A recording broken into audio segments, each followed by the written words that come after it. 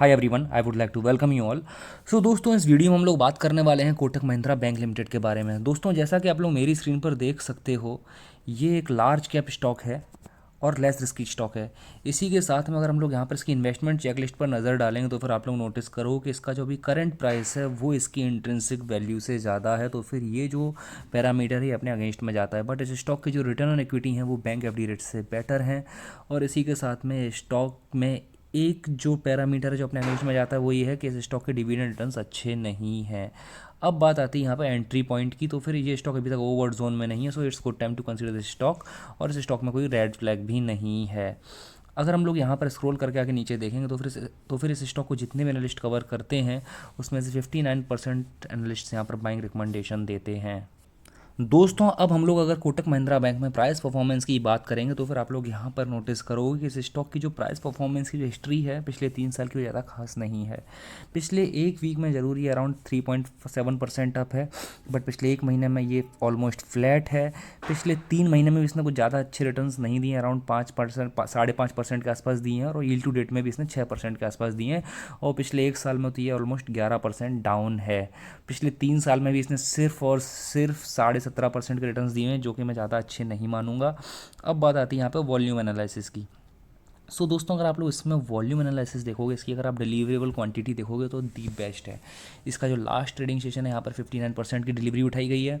उससे पहले दोस्तों यहाँ पर उठाई गई है 49% की।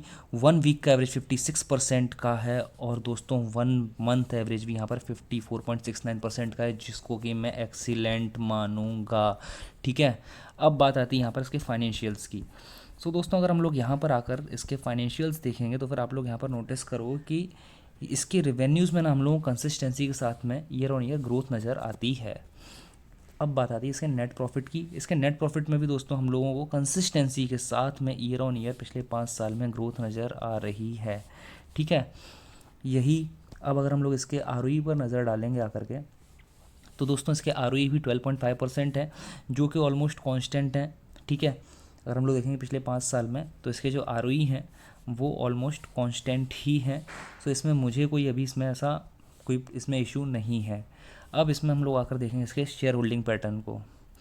दोस्तों, इसका जो शेयर होल्डिंग पैटर्न वहाँ पे जो प्रमोटर्स की होल्डिंग पिछले एक साल में ऑलमोस्ट सेम है। लास्ट ईयर जो थी जून 2021 में थी अराउंड 26%, इस साल जून 22 में है अराउंड 25.97%। अब यहाँ पर बात आती है इसके एफ की। एफ भी ज़्यादा कम नहीं हुए हैं। लास्ट ईयर जो थे अराउंड 42.77%, इस साल है 40.55%। सो इसमें मुझे कोई ज़्यादा इशू नहीं है। डी के डेटा में थोड़ी सी हम लोग इंक्रीमेंट देखने को मिल रहा है, तो ये भी ऑलमोस्ट सेम ही है। So guys, now let's move to the chart. दोस्तों, फिलहाल आप लोग मेरी स्क्रीन पर कोटक महिंद्रा बैंक का डेली चार्ट देख रहे हो, और अगर आप लोग इसके डेली चार्ट पर नोटिस करोगे, सो दोस्तों ये यहाँ पर मुझे एक सपोर्ट लाइन इसकी बनती हुई दिखाई दे रही है। ठीक है, और इसी के साथ में अब यहाँ पर जो मुझे रेजिस्टेंस हाल फिलहाल में बनता हुआ नज़र आ रहा है वो ये है शॉर्ट टर्म बेसिस पर। ठीक है, सो जैसे ही ये स्टॉक यहाँ से हम लोगों को ब्रेकआउट देता है, हम लोग इसमें एंट्री ले सकते हैं। अपना टारगेट क्या होगा हम लोग टारगेट डिसाइड करेंगे, बट उससे पहले मुझे इसमें एक और पैटर्न बनता हुआ नज़र आ रहा है। वो पैटर्न है ये वाला पैटर्न। ठीक है, सो ये वो पैटर्न है। ठीक है, एक ट्रायंगल पैटर्न मुझे बनता हुआ नज़र आ रहा है।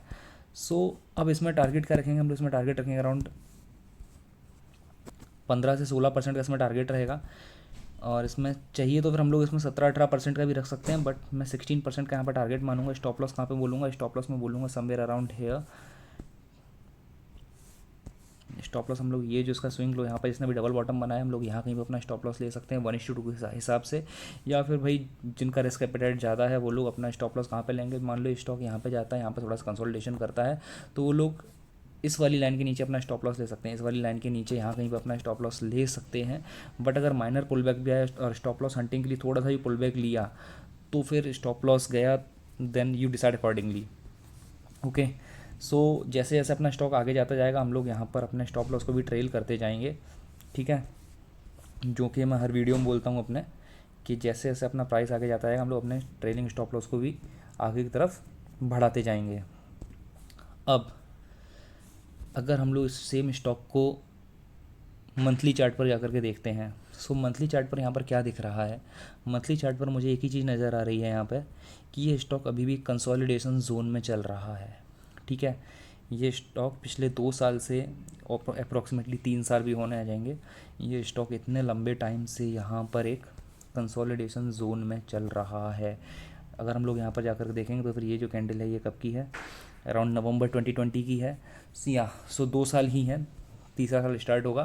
सो 2 साल से स्टॉक कंसोलिडेशन जोन में चल रहा है, और जैसे ही ये स्टॉक यहाँ पर अभी ब्रेकआउट देता है, अपना टारगेट क्या है, अपना टारगेट है अराउंड 16% का, उसके ऊपर जैसे ये स्टॉक ब्रेकआउट देता है, इस स्टॉक में हम लोग फर्दर अपसाइड देख सकते हैं। सो ऐसा भी हो सकता है ये स्टॉक आगे जाकर के 30-40% के रिटर्न्स भी दे सकता है, बट उसके लिए पेशेंस रखना पड़ेगा।